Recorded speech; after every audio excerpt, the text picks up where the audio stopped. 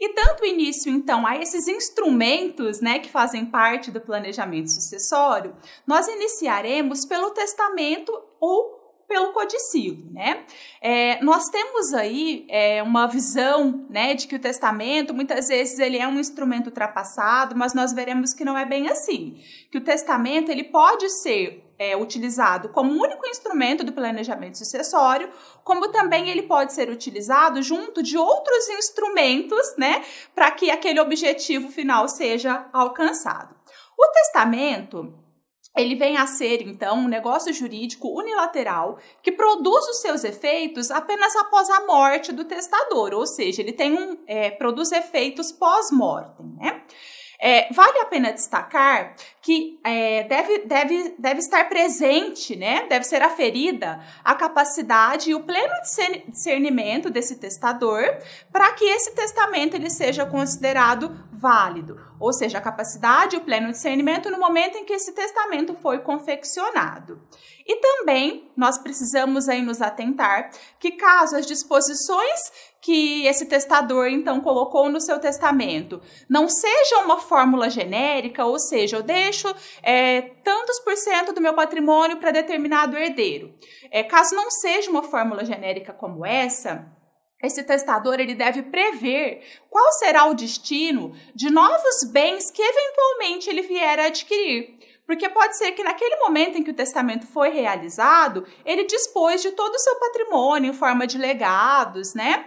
Entretanto, depois da confecção desse testamento, ele adquiriu outros bens. E aí, caso ele não realize um novo testamento, ou esse primeiro testamento não contenha disposições do que será feito com esse novo patrimônio adquirido, nós teremos, com a morte desse testador, né, uma sucessão testamentária e também uma sucessão legítima para esses bens que foram adquiridos após a confecção desse testamento.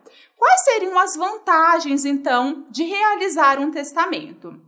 O testamento ele pode ser revogado a qualquer momento, né? E esse testador ele não precisa justificar ou motivar essa decisão.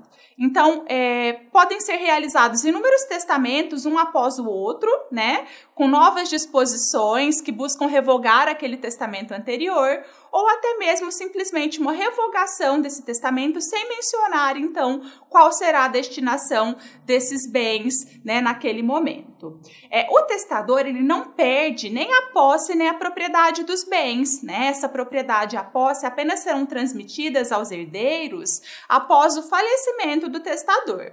E também, aqui uma situação curiosa, mas que é muito vantajosa também, é que é possível partilhar os próprios bens que compõem a legítima através de testamento. Então, o testador ele pode distribuir o seu patrimônio, né, entre os seus herdeiros necessários, respeitando a legítima de cada um deles, e escolher, então, eu desejo que tais bens fiquem para o meu filho A, tais bens fiquem para o meu filho B. Lembrando que, nessa situação de partilha da legítima, deve ser respeitado tanto a quantidade como a qualidade desses bens, para que nenhum desses herdeiros fique prejudicado quanto à sua legítima.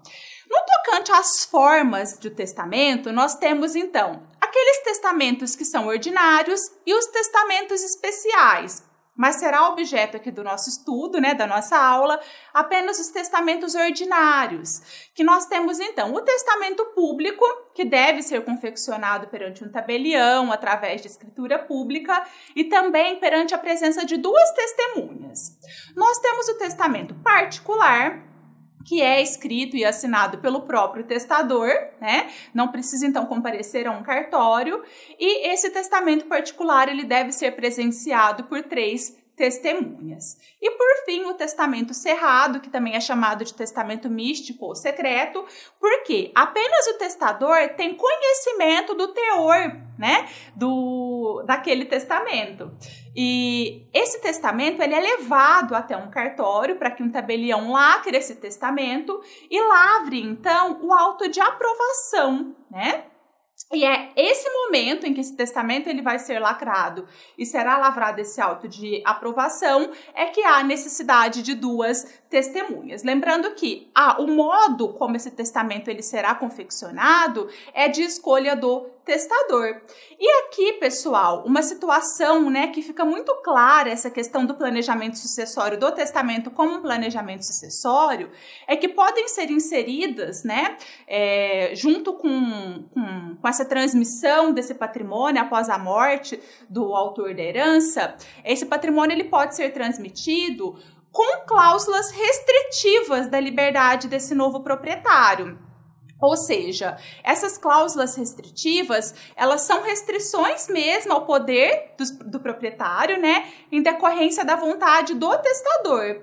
E lembrando que essa restrição, ela pode ser total, ou seja, quando ela alcança todos os bens, né, e também pode ser parcial, quando ela alcança apenas alguns bens.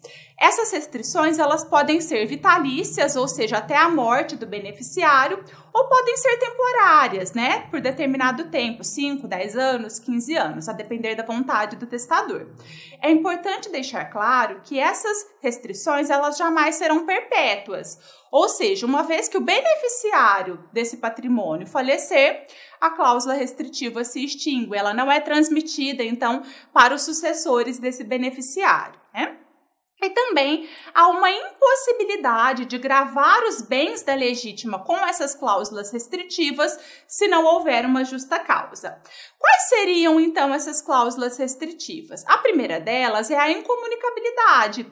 Quando o bem ele é gravado com cláusula de incomunicabilidade, significa que nem o casamento, nem a união estável do beneficiário não possibilitará a comunhão de bens, independentemente do regime de bens adotado por essas pessoas, por esses cônjuges ou conviventes. Mas também, essa cláusula de incomunicabilidade, ela só tem validade para situações de divórcio ou de dissolução da união estável. Então, caso ocorra a morte desse beneficiário, o seu cônjuge ou herdeiro poderá, sim, herdar, né, parte ou esse patrimônio como um todo, a depender aí do regime de bens que foi escolhido por eles. Nós também temos uma cláusula de impenhorabilidade. Essa cláusula de impenhorabilidade, ela retira do bem, desse bem que foi clausulado, né, as características de responder pelas dívidas do seu titular, ou seja, do beneficiário, né, do herdeiro, além também desse próprio herdeiro não poder oferecer esse bem como garantia, como, por exemplo, uma hipoteca, né, no caso de um bem imóvel, ou um penhor, no caso de um bem móvel. E, por fim, temos a cláusula de inalienabilidade. Essa cláusula, de acordo com o artigo 1911, determina, né, que essa cláusula de inalienabilidade, ela abrange as outras duas cláusulas. Então, ou seja, quando eu clausulo um bem com inalienabilidade, esse bem também será impenhorável e também será incomunicável. Então, nós teremos, além dessa impenhorabilidade e além dessa incomunicabilidade, nós teremos também uma vedação à alienação desse bem, seja uma alienação a título gratuito, seja uma alienação onerosa. E, por fim, nós temos aí o codicilo. Vale destacar que codicilo não é a mesma coisa que testamento, mas nós estamos falando também de um instrumento, um documento escrito e assinado pelo autor da herança, onde ele dispõe, né, de parte do seu patrimônio, porque deve ser apenas disposição de pequeno valor, né? E esse codicílio que produzirá efeitos após a sua morte. Esse codicílio, ele pode ser um ato autônomo ou ele pode ser uma complementação do testamento. Então, eu posso dispor sobre questões do meu funeral, posso dispor sobre os meus bens móveis, reconhecimento de filho e outras situações. Então, essas que são as dicas sobre planejamento sucessório no tocante ao testamento e ao codicílio.